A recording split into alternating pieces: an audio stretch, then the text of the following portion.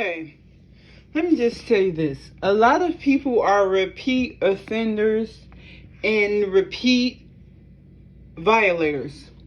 So, when you have healed in such a way that people don't understand or they don't know the new you, they would consistently try to take you back to that place where they met you from,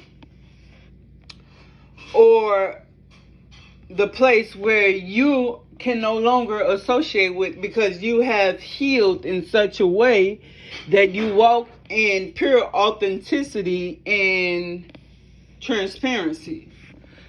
So in that case, they would try to test your boundaries. They would lie. They would do anything to keep you or to keep you into an entrapment of who you used to be.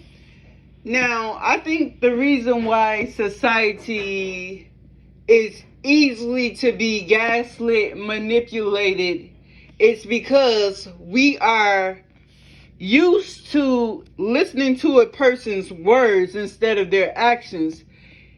A person cannot continuously be a repeat offender or a violator to you and say they respect you, they love you.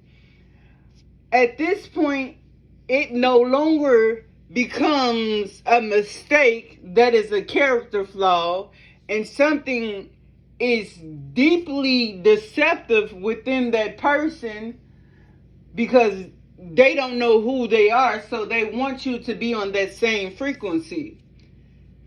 At this point, it is better to pray for them and use detachment, because you have to know that we are spiritual beings living in a physical world. We are spiritual before we are physical.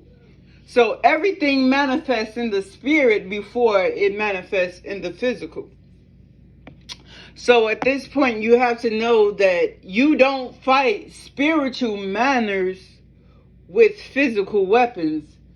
And it's hard to be decoded or deprogrammed. I'm still allowing God to decode some things and unprogram me from the programming of society.